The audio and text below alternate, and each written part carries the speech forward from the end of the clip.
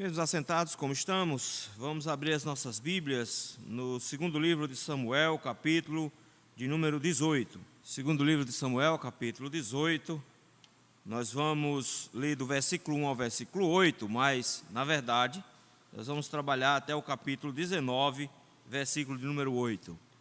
Nos diz assim a palavra do Senhor. Contou Davi o povo que tinha consigo, e pôs sobre eles capitães de 1000 e capitães de 100. Davi enviou o povo um terço sobre o comando de Joabe, outro terço sobre o de Abisai, filho de Zeruia e irmão de Joabe, e o outro terço sobre o de Itai, o geteu. Disse o rei ao povo: eu também sairei convosco. Respondeu, porém, o povo: não sairás, porque se formos obrigados a fugir, não se importarão conosco, nem ainda que metade de nós morra, pois tu vales por 10.000 de nós. Melhor será que da cidade nos preste socorro. Tornou-lhes Davi: o que vos agradar, isso farei. Pôs-se o rei ao lado da porta, e todo o povo saiu a centenas e a milhares. Deu ordem o rei a Joabe, a Abisai e a Itai, dizendo: tratai com brandura o jovem Absalão, por amor de mim. Todo o povo ouviu quando o rei dava a ordem a todos os capitães acerca de Absalão. Saiu, pois, o povo ao campo a encontrar-se com Israel, e deu-se a batalha no bosque de Efraim. Ali foi o povo de Israel batido diante dos servos de Davi, e naquele mesmo dia houve ali grande derrota, com a perda de 20.000 homens, porque aí se estendeu a batalha por toda aquela região, e o bosque, naquele dia, consumiu mais gente do que a espada.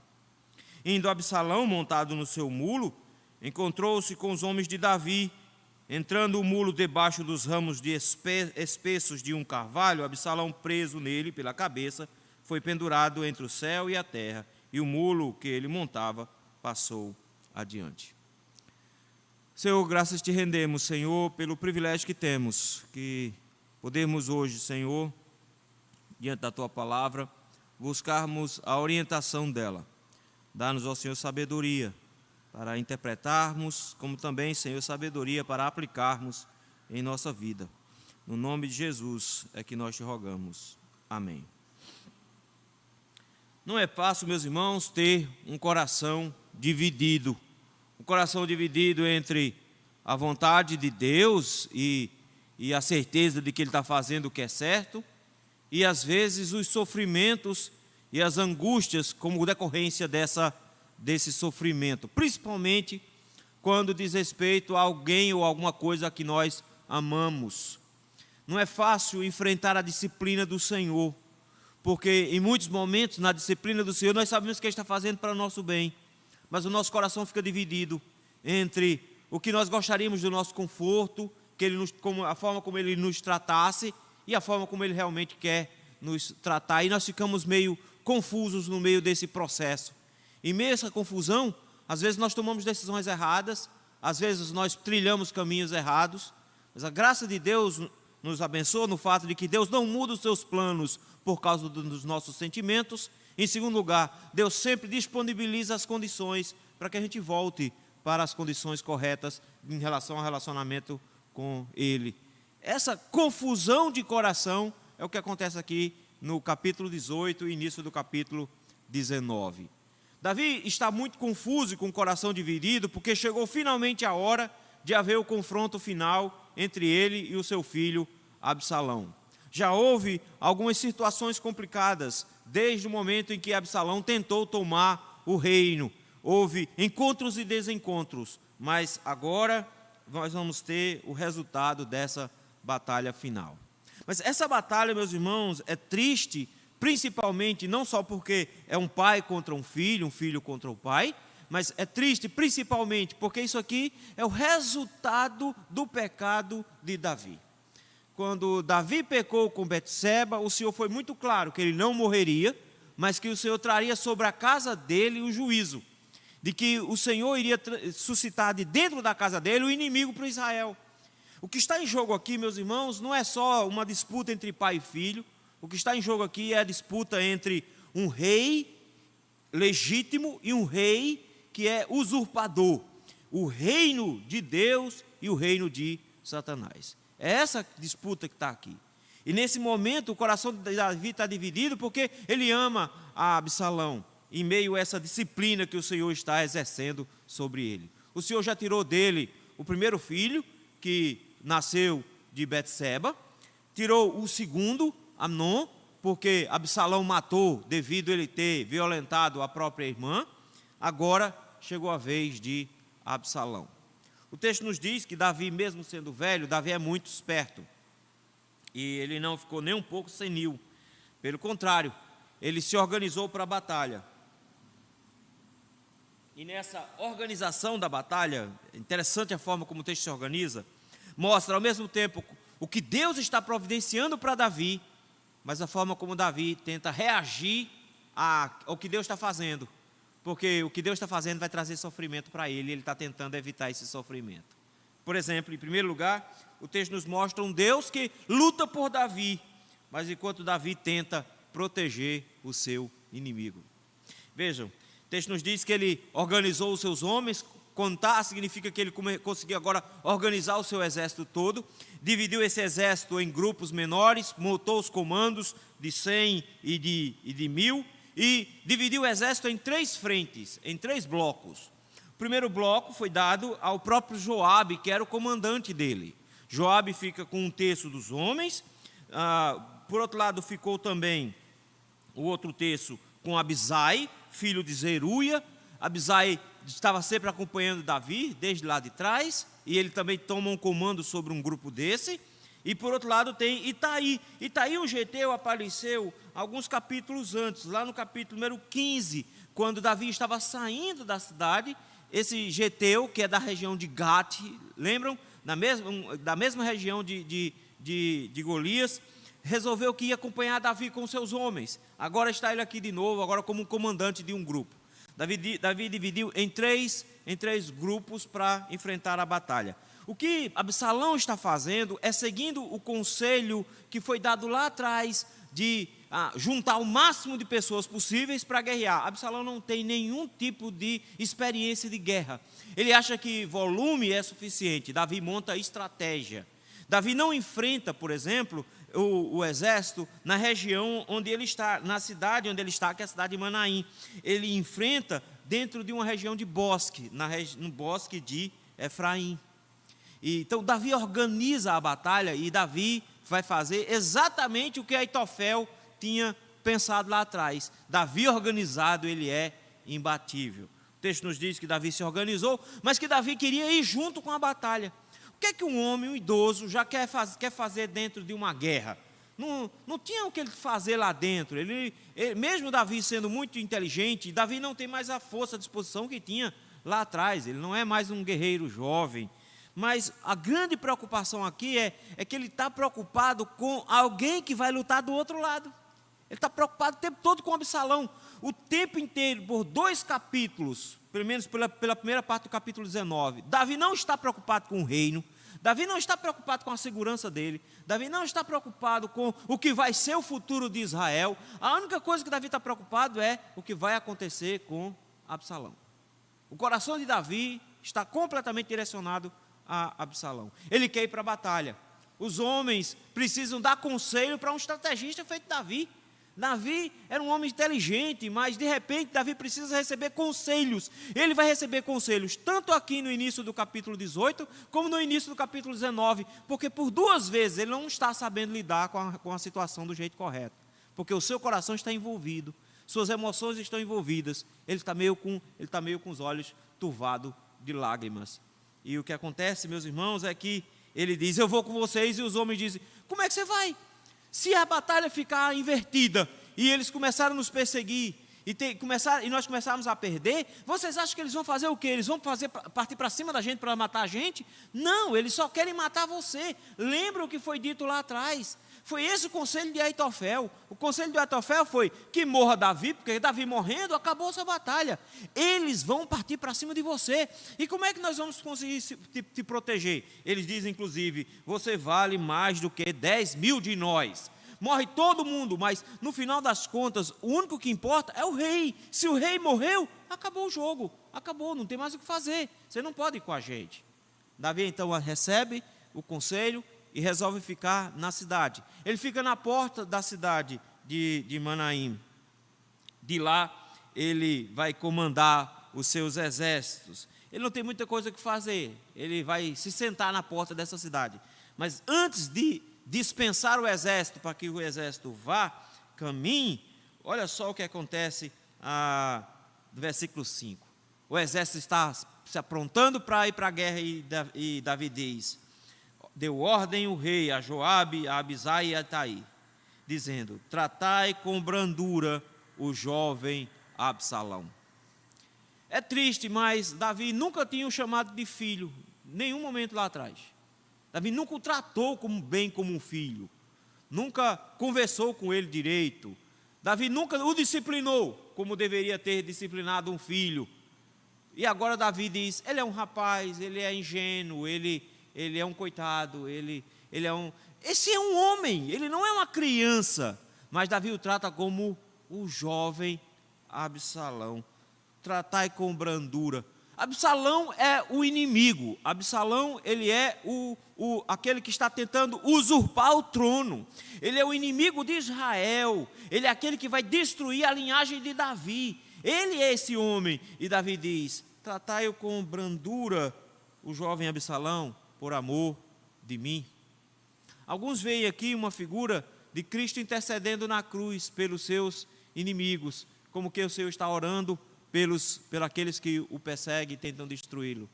Mas na verdade o que Davi está fazendo aqui é colocando numa balança o amor que ele tem pelo Senhor e pelo reino, e o amor que ele agora descobriu que tem pelo filho que ele sabe que vai perder.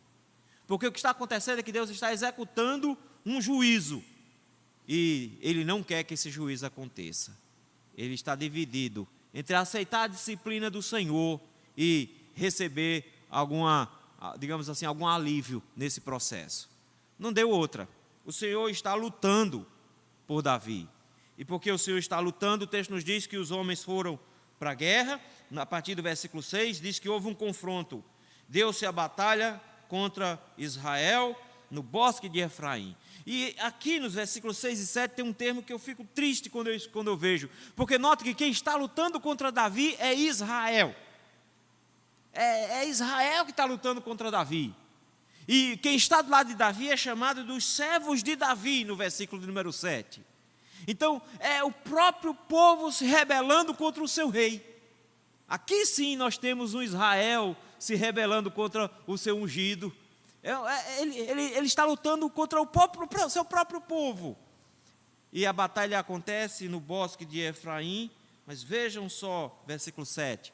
O texto diz que o povo de Israel foi batido diante dos servos de Davi. Eles não deram conta do exército de Davi. 3 frentes batalhando ao mesmo tempo, tudo muito bem organizado, comandantes bem organizados. O exército de Absalão, aquela bagunça, com um rei que nunca tinha lutado, com um comandante que é a primeira vez que vai para uma batalha, eles todos desorganizados, Davi muito bem organizado, o exército foi em frente. Mas eu acho interessante, porque o texto diz o tempo todo, usa a expressão grande, e o texto, a batalha foi grande. Por quê? Era um grupo menor, que era o grupo de Davi, contra o grupo imenso, que era o grupo de Absalão. Então foi uma grande batalha. Mas notem a prova de que foi Deus que estava lutando, porque o texto nos diz que naquele dia morreram 20.000 homens. 20.000 homens na batalha. Mas o versículo 8 chama muita atenção, porque a batalha se estendeu por toda a região, então se espalhou, porque quando houve confronto, os exércitos se espalharam, e aí, ao invés de ficar um confronto fechado, o exército sem comando, ele se espalha, então a batalha saiu se espalhando pela região. Mas o texto diz que naquele dia, quem mais lutou foi uma floresta, não foi o exército. O texto diz que o bosque naquele dia consumiu mais gente do que a espada. O que é que estava acontecendo? eles provavelmente no meio da batalha, fugindo, correndo, entraram no meio da floresta buscando proteção, e a floresta densa, eles provavelmente se enrolaram no meio do caminho, caíram em precipícios, em buracos, se espetaram em tocos. O José fala também que animais atacaram eles no meio da floresta, eles invadiram a floresta, um exército inteiro, animais atacaram e assim por diante. O que acontece é que o texto diz que o melhor soldado que Davi tinha na batalha foi a floresta. Morreu mais gente lá dentro. Deus estava lutando para dar a vitória a Davi. Deus estava lutando para dar a vitória a Davi. Mas Davi está preocupado com o seu inimigo. E é por isso que o melhor soldado de Davi, que é o bosque, foi justamente o bosque que pegou o inimigo. O texto nos diz que Absalão estava montado no seu mulo, aquele mesmo que ele usava lá em Jerusalém, lembram? Aquele mesmo que era usado como pompa para ele, como um rei poderoso que ele se apresentava. Ele vai para a batalha com esse mulo, como rei todo-poderoso, entrando dentro da floresta, tentando fugir, porque os homens encontraram com ele, os homens de Davi encontraram com ele e tentaram pegá-lo.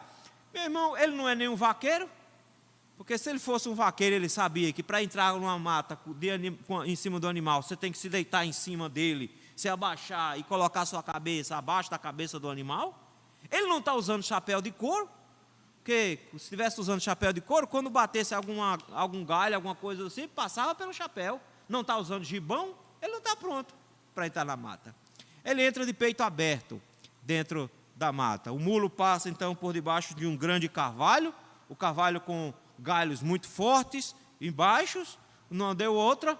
Ele tinha um cabelão Black Power, vocês estão lembrados disso, e não deu outra, o cabelão se entrançou nos galhos da árvore, e quando a árvore pegou os cabelos dele, o texto nos diz que o mulo foi embora e ele ficou preso. Mas olha que tristeza, o texto diz que o mulo, versículo número 9, passou e ele ficou pendurado entre o céu e a terra, como quem diz assim, ele nem ficou lá, nem ficou cá.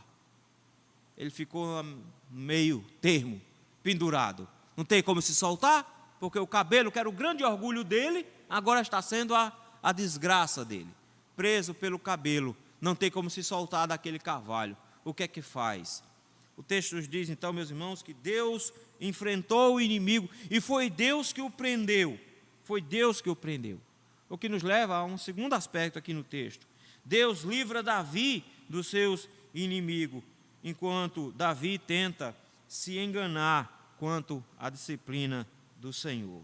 O texto nos diz que um rapaz, um jovem, viu Absalão pendurado, e o que é que ele fez? Foi contar para Joabe. Disse onde é que Absalão estava. Ele viu Absalão pendurado, e Joabe toma a atitude que, ao que parece, ele já tinha pensado nisso antes, já tinha avisado para alguns soldados, porque o texto diz assim: você matou o cara? Matou? Não, matei não. Rapaz, como é que você perdeu a oportunidade dessa? Ele tinha até uma recompensa, versículo 11. Ao que parece, Joabe tinha oferecido uma recompensa para quem matasse Absalão. Joabe disse: se você tivesse matado Absalão, você ia receber agora 10 moedas de prata e um cinto. Ou seja, você ia receber uma recompensa. Mas o rapaz, ele teve medo de fazer alguma coisa com Absalão. Por quê? O texto nos diz que ele tinha ouvido o que Davi falou lá no versículo de número 5. Todo mundo ouviu. E ele ouviu quando Davi disse para os comandantes: não façam mal, tratem com brandura o jovem Absalão. Ele disse: mesmo que você me desse 10 mil moedas, eu não ia meter nesse negócio não.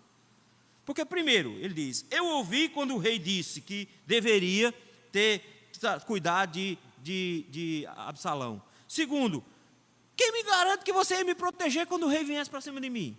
Porque se Davi matou o homem que disse que matou Saul, imagina o que ele ia fazer com o cara que matou o próprio filho dele, desobedecendo a ordem do rei. Ele disse: meu irmão, besta não sou não.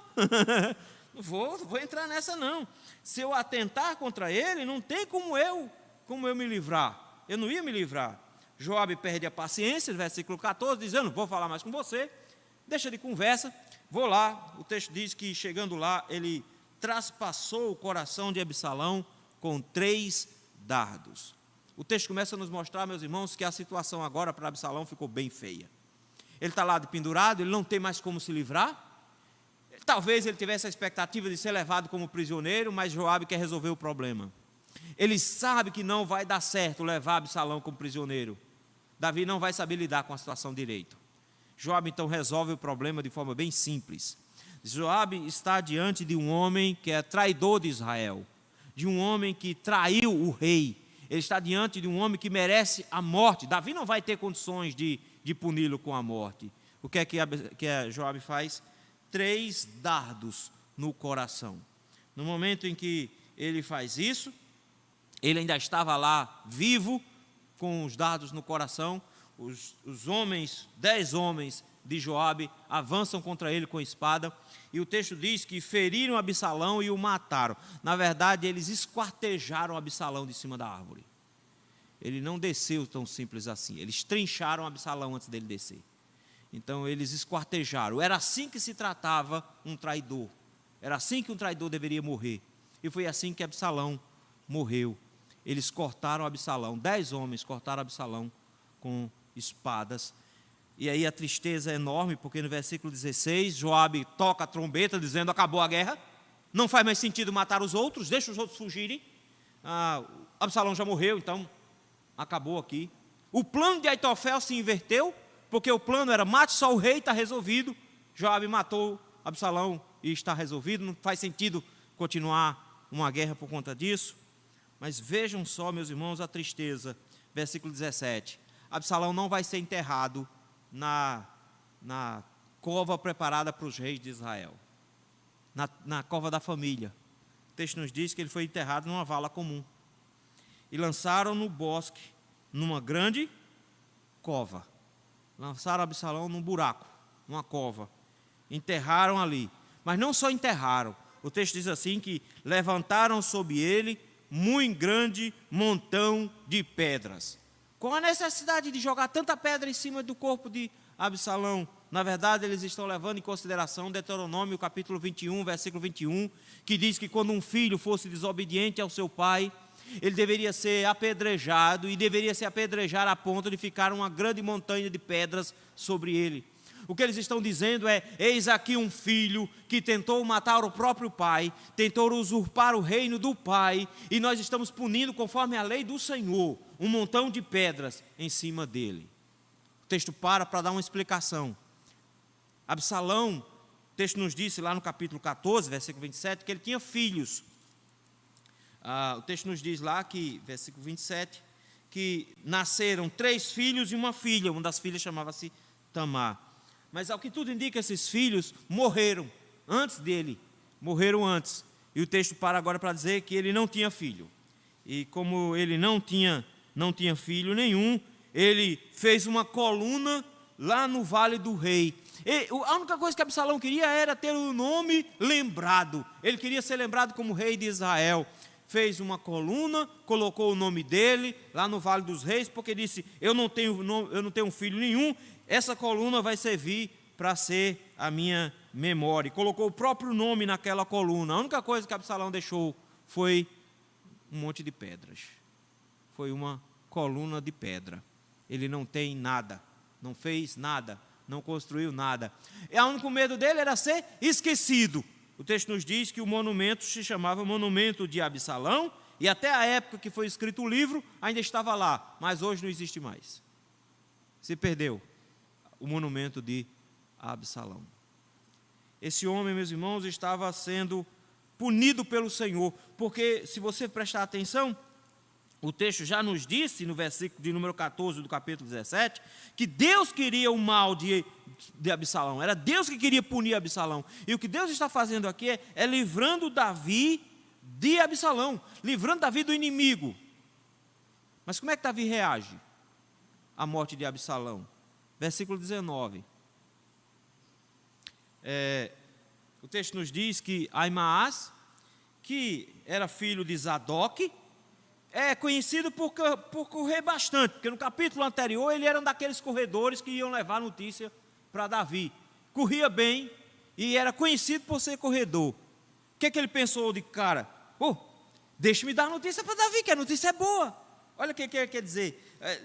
Deixe-me correr e dar a notícia ao rei de que já o Senhor o vingou do poder dos seus inimigos. O que ele quer? Deixa eu lá dar a boa notícia para Davi, que o Senhor já vingou dos seus inimigos e que a gente já venceu a batalha. Deixa-me dar a notícia. Joabe não é menino, Joabe é esperto.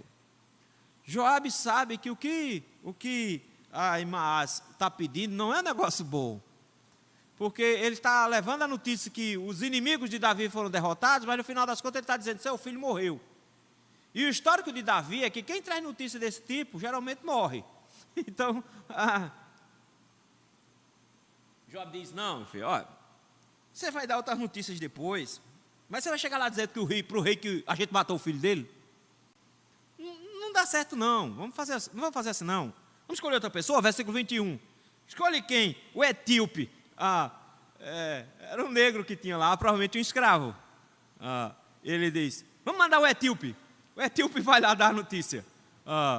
Talvez ele escolheu alguém que tivesse pouco valor para o exército, e que se Davi quisesse matar, não ia fazer muita diferença. Mas esse etíope é muito esperto, ele não é bobo não. Vamos mandar o etíope. Pronto, vai o etíope. Ele foi lá, o texto se inclinou e diante de Joabe disse, aceitou o comando e foi. Apontou em direção à região de Manaim e foi levar a notícia. Mas Ahimaaz vai aceitar assim fácil? Não, ele ficou insistindo. Versículo de número 22. Não, cara, deixa eu ir, bicho, deixa eu ir. Eu quero dar notícia pessoalmente. Joabe disse: meu filho, para que você vai correr agora? Olha, versículo 22. Para que você vai correr agora, meu filho? Você não vai ganhar nada com essa carreira. Você está achando que vai ser promovido, vai receber alguma roupa? Rapaz, deixa eu te dizer, vai dar errado esse negócio. Você vai lá, o rei vai querer matar você. Não vá não. Mas ele queria, ele disse: não, eu quero, eu vou correr. Talvez que o que ele gostava mesmo era de correr. Aí chega uma hora que Joabe diz: tá bom, então vá. Veja, o etíope já saiu na frente e Ahimaaz agora vai correr agora. E eles escolhem caminhos diferentes. O etíope escolhe uma linha reta, só que para ir por linha reta tinha uma região montanhosa, um pouco acidentada, para chegar até lá. Joabe, aliás, Ahimaaz, como é um corredor bom, escolheu a parte reta, a parte mais plana, mas que era mais longa, que é que dá a volta para chegar lá. Como ele corre bem, o etíope foi lá devagarinho, o etíope teve tempo de pensar no que dizer, ele só pensou em correr. E ele chegou até Davi, e aí vejam só como é que Davi está reagindo. O texto diz, versículo 24, que Davi estava sentado à porta da cidade. O que Davi está vendo? Não tem como saber. A batalha está correndo para o outro lado, se enviou no meio do mato, ele não sabe quem está ganhando, quem está perdendo. Não tinha como saber, não tinha um WhatsApp, diz: olha Davi, já ganhamos. Não tinha WhatsApp, ele fica lá agoniado, sem notícia, ele está angustiado. E ele sabe que vai dar errado, ele sabe que o Senhor vai punir Absalão, ele sabe disso, mas ele guarda no coração a tentativa, a esperança de que isso não vai acontecer, e ele fica tentando se enganar. Deus deu um livramento a Davi, e Davi está tentando se enganar, achando que talvez a disciplina do Senhor seja retirada. Ele fez isso quando o primeiro filho dele adoeceu, ele orou e jejuou, e o Senhor não o atendeu. Ele está fazendo a mesma coisa. Olha a tristeza, a imagem é muito triste. É um pai assentado à porta da cidade, tentando ver notícia. Ele estava sentado na porta, até que um vigia de longe gritou: vem um homem aí, vem um homem aí. A pergunta é: vem quantos? Porque se viesse muito, está dizendo, pronto, perdemos, o povo já está correndo de volta. Vem só um. Se vem um só, então a notícia é boa. Se só está vindo um, ele está vindo trazer notícia. Se viesse muita gente, eles estavam fugindo. Então, é um só. Então está trazendo boa notícia. Davi está tentando se enganar, pensando, eles estão trazendo uma boa notícia para mim. De repente o sentinela, versículo 26, diz: vê outro homem aí. Ele diz: sozinho também, vem pelo outro lado. Então é boa notícia também. Então é boa notícia. Se você está vindo sozinho, é boa notícia. Aí o homem disse: rapaz, e pelo jeito de correr, é Ahimaaz. Veja, Ahimaaz já era tão conhecido como corredor, que o povo já sabia até como é que ele corria. Pelo jeito, é Ahimaaz. Ahimaaz, versículo número 27, é um homem de bem, é uma gente boa, então ele vai trazer boa notícia para mim. Ele está vindo trazer boa notícia. O tempo inteiro está pensando, qual é a boa notícia que ele quer? Absalão foi capturado, mas não está morto. Essa é a notícia que ele quer receber. Nós vencemos e Absalão está bem. A única preocupação de Davi aqui é com Absalão. Ele não está interessado em ganhar a batalha, ele não está interessado em recuperar o reino, ele não está interessado nas promessas do Senhor feitas lá no início do livro, ele não está interessado nisso, ele está preocupado somente com Absalão. E ele fica se enganando. Quando Aimaas chega, que Aimaas é mais ligeiro do que o etíope ainda vem subindo na ladeira, Aimaas já vem chegando. Aimaas vem esbaforido, querendo trazer uma boa notícia. Ele já vai gritando de longe, paz, paz, ele já vai gritando de longe. Como que ele dizendo, já acabou a guerra, estamos em paz, shalom, é isso que ele vai dizendo. Chega para Davi e já chega com a notícia boa que ele estava tanto querendo dizer. O texto diz, versículo 28, bendito seja o Senhor teu Deus, que nos entregou os homens que levantaram a mão contra o rei, meu Senhor. A notícia é boa, meu rei, o Senhor deu a vitória, a gente conseguiu ganhar, o Senhor entregou nas nossas mãos os homens que eram seus inimigos, que coisa boa. Davi está preocupado com a guerra? Davi é um pai, Davi não está preocupado com a guerra, Davi está preocupado com Absalão. E aí ele então faz a pergunta que Aimaas não queria ouvir, que é, vai bem o jovem Absalão? Essa pergunta aqui, ela tem um trocadilho, porque a pergunta dele é, tem paz com o jovem Absalão? O nome Absalão trazia no nome paz, shalom, e a pergunta de Davi é, tem shalom com Absalão? E Aimaas deu para trás nessa hora. Ele descobriu, era isso que Joabe estava pensando. Eu falei, bem, teve uma confusão grande lá, o negócio estava meio confuso, e sem dizer não. Correu mais para frente, mas parece que para trás ele corre mais ligeiro. Sem dizer muito bem o que aconteceu, não. Estava uma bagunça lá, ele usa a expressão, um alvoroço. Teve um grande alvoroço lá. Joabe me mandou aqui, mas eu não sei bem o que estava acontecendo lá, não. Mensageiro fajuto que não sabe dizer o que está acontecendo. Davi disse, então, fica aqui do meu lado, vamos esperar o outro chegar. Fica aqui, vamos esperar o outro chegar. O outro teve mais tempo para pensar. E quando o etíope chegou, versículo 31, ele tem tudo bem montado. Ele diz, boas novas ao rei, meu senhor. Hoje o Senhor te vingou do poder de todos os que se levantaram contra ti. Todos os dois entendem, Deus deu a vitória. Foi Deus que fez. E ele já chega dizendo, bendito seja o Senhor. Foi isso que Aimaas disse. E quando o etíope chega, diz a mesma coisa. Hoje o Senhor te vingou. O Senhor fez o que deveria ter feito. O Senhor fez. Mas qual é a preocupação de Davi, versículo 32? Shalom, não Absalom. É isso que ele quer saber. Ele só tem uma preocupação. Ele só pensa em Absalão. Mas como o etíope teve mais tempo, vinha correndo mais devagar, ele sabia o que dizer. Quando Davi perguntou quanto a Absalão, ele respondeu, sejam como os inimigos do rei, meu senhor, e a todos os que se levantam contra ti para o mal. A resposta do etíope foi, que o Senhor faça com todos os inimigos do rei, como fez com ele. O etíope coloca Absalão no lugar dele. Davi enxerga Absalão como um filho que está dando trabalho. O etíope entende, eis o inimigo do reino, o inimigo do meu Senhor, o inimigo do Deus de Israel. Ele é o inimigo. Que o Senhor faça com todos os inimigos do Senhor o que fez com Absalão. Absalão não é um jovenzinho inocente e rebelde. Absalão é o inimigo do Senhor. E que o Senhor faça isso com todos os seus inimigos. Não interessa quem ele seja. Eu quero que você note, meus irmãos, que o Senhor está livrando Davi dos seus inimigos. Todo mundo está vendo isso. Inclusive, um escravo está vendo isso. que Absalão era inimigo do Senhor, era inimigo do rei, era inimigo de Israel, estava tentando destruir os planos do Senhor, mas Davi não enxerga isso. Davi ficou tentando se enganar, achando que ia dar certo no final, que Absalão não ia morrer. Ele descobriu agora que Deus não ia livrá-lo. Deus luta por Davi, enquanto Davi tenta proteger o inimigo. Deus livra Davi, enquanto Davi tenta se enganar, achando que Deus vai sustar a disciplina. Agora Deus puniu os inimigos de Davi, e Davi lamenta porque Deus fez isso.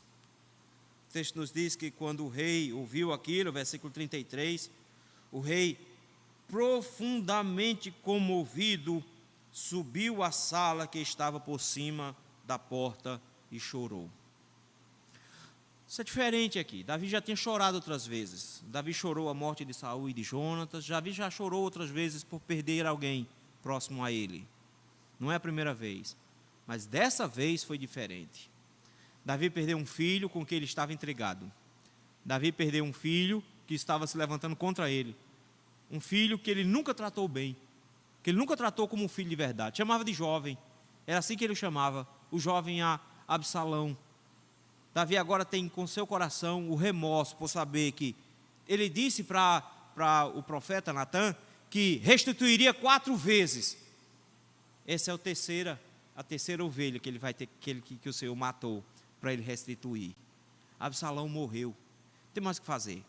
Absalão nem vai ser visto por ele, já foi enterrado. Não vai ser enterrado na cova dele, ele não vai ter tempo de fazer um velório, não tem mais isso. Absalão já foi esquartejado, já morreu, já está enterrado, acabou, já resolveu seu problema. Ele foi enterrado como inimigo do Senhor, ele foi enterrado como um filho rebelde contra Deus e contra o seu pai. É assim que ele foi enterrado, acabou. Como é que Davi reage? Davi podia ter tristeza? Podia.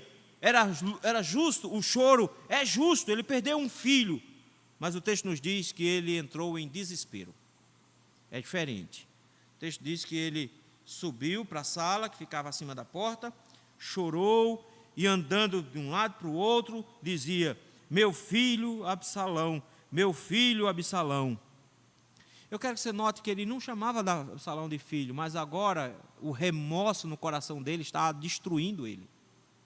Ele agora viu o que o Senhor fez, mas ele não queria que o Senhor tivesse feito isso. E ele chama Absalão de meu filho, meu filho, meu filho o tempo inteiro. Essa expressão meu filho vai correr agora o tempo inteiro aqui como sendo uma dor terrível. Mas eu quero que você note, meu irmão, minha irmã, que o que ele está lamentando na verdade é a vontade de Deus. Olha o que ele diz, versículo de número 33.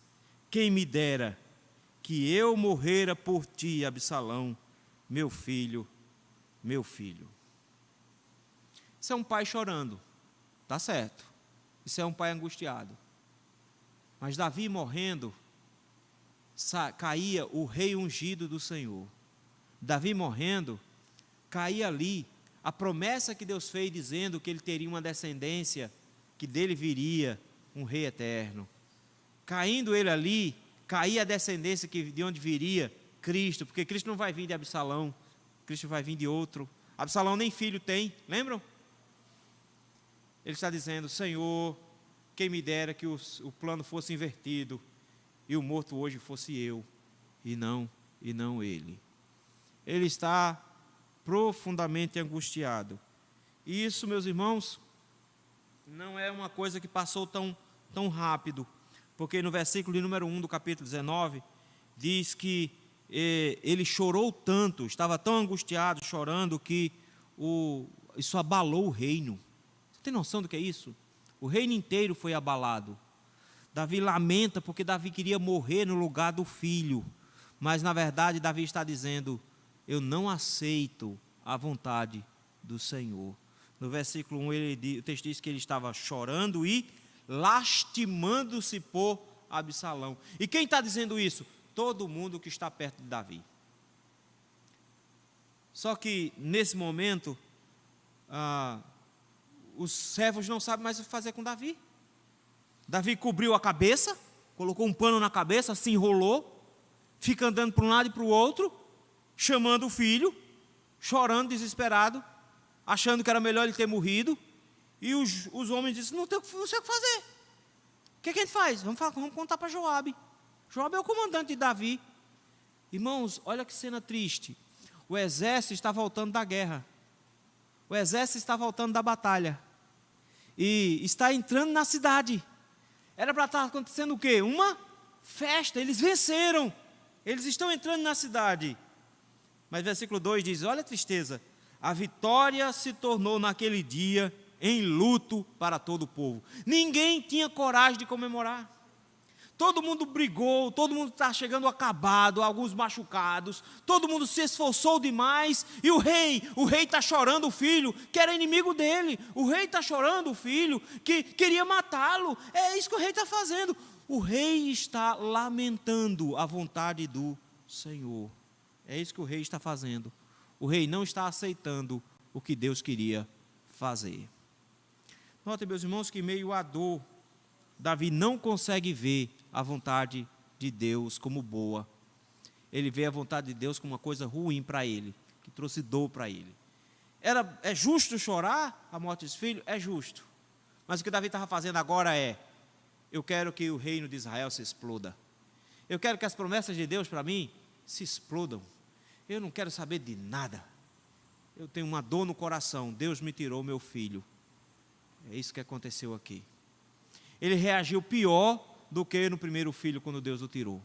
Porque no primeiro filho, Davi orou e jejuou até o filho morrer. Quando morreu, ele foi lá, ele se lavou, trocou de roupa e foi para o templo e adorou. Foi isso que ele fez no primeiro filho. Aqui não. Aqui Davi não adora. Aqui Davi não troca de roupa. Aqui Davi se desespera. Lamenta alguém por quem não deveria lamentar. Para a tristeza nossa, ver Davi nessa circunstância, nos mostra um último aspecto aqui no texto, que Deus devolveu o reino a Davi, mas Davi despreza a vontade do Senhor. E quem precisa dizer isso para ele? Joabe é quem vai dizer isso para ele. O texto nos diz que o povo estava entrando na cidade, mas o rei estava de luto por causa do filho, e todo o povo não tinha coragem de comemorar. A tristeza está no versículo 3, porque diz que o povo entrava na cidade a furtadelas. Ou seja, os homens valentes e vitoriosos estavam entrando na cidade escondidos. Estavam entrando escondidos na cidade, porque parecia que eles tinham feito a coisa errada. Porque Davi estava dando a entender que o que eles tinham feito era o errado. Quando eles sabiam que estavam fazendo a vontade do Senhor, Davi estava dando sinais errados. Joabe teve que colocar Davi no seu lugar, porque no versículo 4 diz que ele estava lá com o rosto coberto, dizendo, meu filho Absalão, meu filho Absalão, meu filho, meu filho. As palavras de Joabe, meus irmãos, entram aqui como a voz de Deus para Davi, para trazer Davi de volta à consciência e colocar Davi no lugar dele. Natã já fez isso lá atrás, mas Natã foi muito suave. Joabe é um guerreiro, não tem tato. Joabe é bruto. Joabe não vai chegar e dizer, olha meu rei, veja só. Não, meu filho, Joabe não tem esse negócio. Joabe chega e diz, você seja homem? Simples. Olha as palavras de Joabe como são duras. Joabe, versículo 5, diz que chegou e diz, hoje envergonhastes a face de todos os seus servos. Ele chega para o rei e diz, hoje você está envergonhando todo o exército. Todas as pessoas que estão aqui para te servir. Todo Israel está com vergonha de você. E você está fazendo uma vergonha enorme. Você está envergonhando os seus servos. Por quê? Porque eles livraram hoje a tua vida e a vida dos teus filhos, a vida das tuas filhas e a vida das tuas mulheres e das tuas concubinas. Eles, olha a vergonha que você está fazendo para Israel. Você está envergonhando Israel inteiro, porque enquanto você está chorando por causa de Absalão, os homens que deram a vida, os homens que se machucaram, os homens que passaram o dia inteiro brigando para proteger você, para proteger os outros filhos que você tem, para proteger as suas esposas, para proteger as concubinas lá de Jerusalém que foram estupradas em praça pública, esses homens que trabalharam por você, você não dá valor a eles. Ele coloca Davi no lugar dele, ele diz, Davi, você está errado. Você está errado, você está chorando pela pessoa errada, você está lamentando pela pessoa errada, não é assim que as coisas funcionam. Ele diz, nós fizemos o que era certo, Versículo 6. Amando tu os que te aborrecem e aborrecendo aos que te amam. Eles não dá para servir e amar a dois senhores, Davi. Não dá para fazer a mesma coisa. Ou você ama Absalão, ou você ama Israel. Não tem como ser as duas coisas, Davi. O que você está fazendo hoje é amando aquele que queria te matar, te aborrecendo. Pode parecer uma coisa bonita, mas está errada, porque nesse momento você está aborrecendo aqueles que te amam, aqueles que morreram e se machucaram lá na batalha para proteger você e sua família. Nesse momento ele diz, você tem que tomar um lado. De que lado você fica? Do lado daquele que queria te matar? E você vai ficar chorando aí? Ou você vai lá para fora ver os homens que deram a vida por sua causa e que realmente te amam? Ele está dizendo, você tem que amar aqueles que amam você. Nessa hora, você está se colocando contra a vontade de Deus e contra Deus, porque Deus ama esse povo que está lá fora, não Absalão. Deus não amava Absalão. Você não pode fazer isso. Você está invertendo as coisas. Está amando os que te aborrecem e aborrecendo os que te amam. Porque hoje você dá a entender que eles não valem nada. Que nada valem para contigo príncipes e servos. Quando você chora por Absalão, você dá a entender que ninguém em Israel tem valor nenhum. Só quem tinha valor era Absalão. Nesse momento, você está fazendo agora, olha só, porque tendo agora que se Absalão vivesse e todos nós hoje fôssemos mortos, você estaria contente. Qual é que você está dando a entender, Davi? Toda a cidade que está aqui está dizendo, Davi preferia que eu morresse que Absalão estivesse vivo. Todos os exércitos estavam olhando para Davi dizendo, era melhor que a gente tivesse perdido a guerra e morrido, porque o rei preferia que a gente morresse e Absalão estivesse vivo. O rei está dizendo, eu preferia perder a guerra e Absalão fosse rei, do que eu ver Absalão morto. Logo, Davi não valoriza o seu exército. Davi não valoriza os seus homens. Ele está confuso. Mas ele principalmente está desprezando a vontade de Deus. Joabe diz, o que está entendendo agora é que se Absalão vivesse e todos nós morrêssemos, aí sim você estaria feliz. Resposta de Joabe para Davi, levanta-te agora, sai e fala segundo o coração dos seus servos. Levante-se agora e vá lá para fora, saudar o exército vitorioso. Haja como um rei, você é rei de Israel. Você é um pai que perdeu um filho, mas você é um rei vitorioso que venceu os inimigos. É isso que você fez. É isso que está acontecendo agora. Vá lá para fora. Mas a ameaça de Joabe é a mais dura que existe. A ameaça de Joabe é assim: juro pelo Senhor que se você não sair, nenhum só homem ficará contigo esta noite. E maior mal te será isto do que todo o mal que tem vindo sobre ti desde a tua mocidade até agora. Ele está dizendo, se você não sair agora, eu e os homens vamos todos embora. Está feita uma rebelião. E você vai sofrer mais agora do que você sofreu na mão de Saul. Você vai perder o reino hoje. Se você não quer, então entregue. Se você não quer, entregue. Você não pode negar, Joabe era macho. Ele ameaçou Davi de uma insurreição. Ele ameaçou Davi de uma revolta. Ele disse, ou você age como um rei, ou você deixa de ser rei agora. Acabou. O que é que Davi faz? Então o rei se levantou, seguramente banhou o rosto, se arrumou, se assentou-se à porta, e quando foi dito ao povo que o rei estava na porta, eis o rei está sentado na porta, veio todo o povo apresentar-se diante do rei.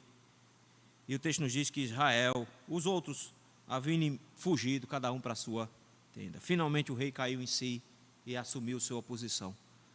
Bom é que Davi foi repreendido lá no início do capítulo de número 18, atendeu, ficou. Ele foi repreendido de novo agora, atendeu e foi para a cidade. Ele não está tão animado. A última vez que Davi foi visto, no início do capítulo 18, ele estava em pé na porta. Agora ele está sentado. Mas ele também está como um rei na frente. Ele não está mais desprezando a vontade do Senhor.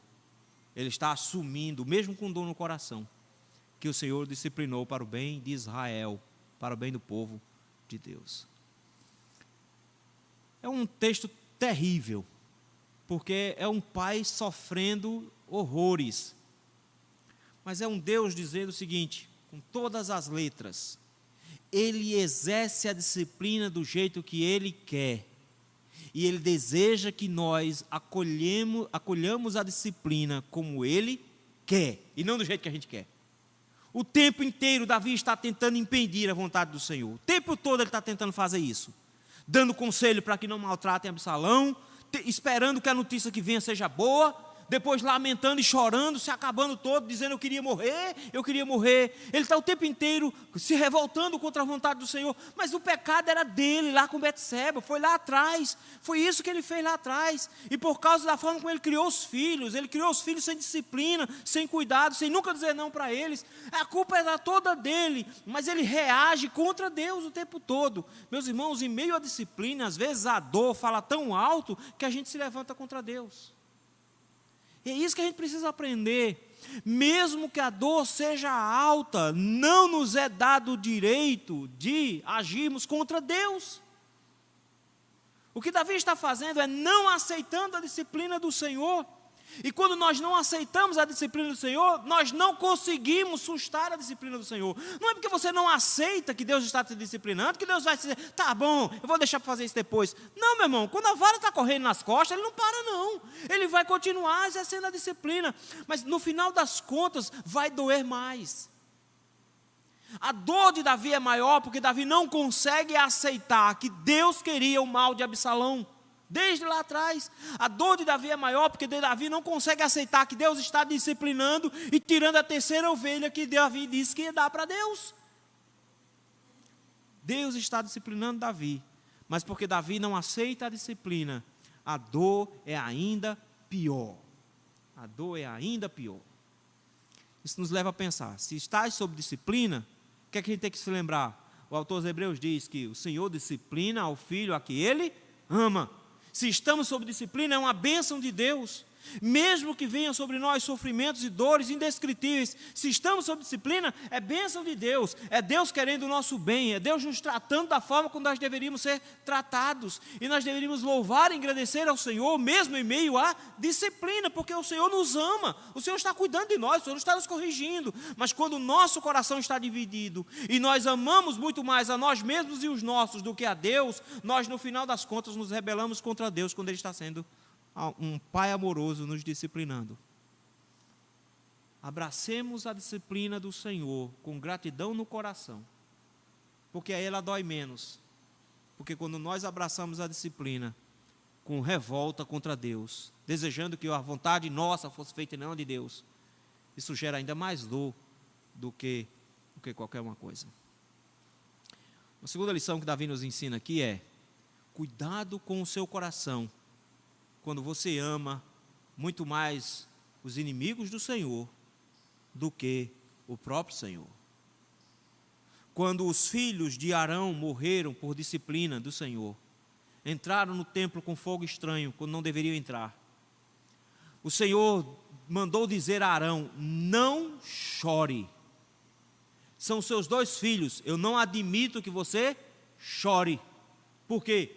São rebeldes contra mim, são inimigos do Senhor. Seu choro vai significar que você se junta a eles e rebela contra mim. Você não vai chorar, não vai lamentar. Você está de serviço, você não vai largar o serviço para enterrá-los. Você não vai sair daí. Simplesmente pelo fato, meus irmãos, de que mesmo que a gente goste das pessoas, mesmo que o nosso amor seja grande para com as pessoas ao nosso lado, nós nunca podemos trocar o Senhor pelas pessoas que nós amamos. O próprio Jesus nos ensinou: quem não deixar pai, mãe, mulher, filho, tudo por amor de mim, não é digno de mim. Nós precisamos entender de que nós amamos as pessoas, mas que se elas são inimigas do Senhor, paciência. Se o Senhor as punir com o inferno, não é nosso papel reclamar do Senhor. pelo contrário. Cuidado quando você se coloca ao lado dos inimigos do Senhor, porque quando você toma partido dos inimigos do Senhor, você se levanta contra a vontade do Senhor e você se constitui também inimigo junto com Ele. Não é que a gente vai deixar de pregar o evangelho para essas pessoas. Enquanto elas estiverem vivas, a esperança de que elas se convertam. Mas não se junte. Davi mais tarde aprendeu isso de forma muito dura. Ele diz: odeio-os com ódio consumado, porque eles são inimigos do Senhor. Ele entendeu. Meu amor por essas pessoas não devem substituir o meu amor pelo meu Deus. Eu amo muito mais o meu Deus do que qualquer uma pessoa. Uma vez eu encontrei uma senhora que tinha abandonado a igreja. Eu fui visitá-la. Por que a senhora não vai mais? Porque o meu filho não gosta da igreja. Eu só tenho ele. E ele disse que ou eu deixava de ir para a igreja, ou ele ia me abandonar. Eu disse: e aí você amou mais o seu filho do que a Deus, não foi? Foi. Eu não posso perdê-lo. Diga onde ele está agora, em São Paulo. Você o perdeu. De todo jeito. Você se rendeu por amor a um filho de Satanás, abandonando o teu Deus. Ou seja, meus irmãos, não faz sentido quando nós amamos muito mais aqueles que estão ao nosso redor do que amamos a Deus. Amamos primeiro a Deus e depois nós amamos os homens ao nosso redor. Por último, meus irmãos, última lição: como é importante termos pessoas ao nosso lado para nos colocar no rumo. Porque às vezes os olhos cheios de lágrimas do sofrimento deixam a gente meio perturbado a si mesmo. A gente fica meio confuso no meio do processo. E como é bom, meus irmãos, ver que tem homens e mulheres que Deus coloca no nosso caminho para nos mostrar exatamente qual é a direção, qual é o jeito certo. O Senhor colocou todo Israel dizendo para Davi: você tem que pensar bem, não vá para a batalha, fique aqui. Deus colocou um escravo que trouxe a notícia para dizer: quem morreu foi o inimigo de Israel, o inimigo do Senhor, não o seu filho. Deus colocou Joabe, meio bruto, é bem verdade, mas para colocar Davi na linha e dizer: você é rei de Israel, além de ser pai. Primeiro você é rei, depois você é pai. Assuma como rei ou abra mão de vez de uma vez por todas. O Senhor coloca homens na nossa vida para nos orientar em meio aos sofrimentos. E isso é graça do Senhor. Isso é graça de Deus. Porque mesmo com os olhos turvos de lágrima, Davi teve orientação da parte de Deus. E sabe o que é bonito? Que ele atendia a essas orientações. Isso faz de Davi um homem segundo o coração de Deus. Ele era o rei. Ele podia simplesmente ter mandado matar Joabe, ameaçando o rei. Não, ele aceitou. Está certo. Quando é para colher conselhos bons, a gente recebe de cabeça baixa, porque isso é graça de Deus. Deus manifestou graça o tempo inteiro, ajudando Davi a lidar com a dor, mesmo que ele não tivesse conseguindo ver de forma adequada. Deus é gracioso, porque coloca pessoas na nossa vida para nos ajudar a lidar com os sofrimentos em meio às provações pelas quais nós passamos. A gente precisa então aprender a ouvir essas pessoas, a atender a voz do Senhor no meio dessas pessoas, porque parece insensibilidade às vezes, mas no final das contas a vontade do Senhor está sendo exposta, e o nosso papel é dizer: está certo, o Senhor está certo. Às vezes, meus irmãos, o nosso coração fica dividido entre aquilo que nós amamos e Deus. Às vezes, em meio à provação, em meio à disciplina do Senhor, a gente fica meio confuso. O Senhor nos instruiu hoje que nós devemos, de todas as maneiras, lidar com a disciplina de forma adequada, acolher a disciplina do Senhor como um ato bondoso da parte de Deus. Não se levantar contra o Senhor, abraçando os ímpios no meio desse processo. E que a gente deve aprender a acolher conselhos da parte do Senhor com bom gosto, porque eles são a bênção de Deus, a graça de Deus na vida da gente. Que Deus nos ajude, para quando nós estivermos enfrentando um sofrimento como esse, a gente se lembre da forma como o Senhor conduziu toda a história de Davi. Tem misericórdia de nós, Senhor. Ajuda-nos, ó meu Pai, porque às vezes o sofrimento, as lágrimas dos nossos olhos embaçam a nossa visão e a gente não conseguimos enxergar a bênção da disciplina do Senhor, prova do teu amor para conosco. Nós trocamos o amor do Senhor, o amor do teu povo, pelo amor de ímpios e deixamos de dar ouvidos aos conselhos do Senhor. Ajuda-nos, ó meu Deus, a abraçarmos a disciplina que vem de ti, a amarmos o Senhor mais do que qualquer um ou qualquer coisa e no final das contas, ó Senhor, ouvirmos a tua vontade com um coração acolhedor, dispostos a fazer a sua vontade. Dá-nos graça, porque sem a tua ação, sem o teu Espírito Santo, nós não teremos condições de fazer assim. Ajuda-nos, ó Senhor. É no nome de Cristo que nós te rogamos. Amém.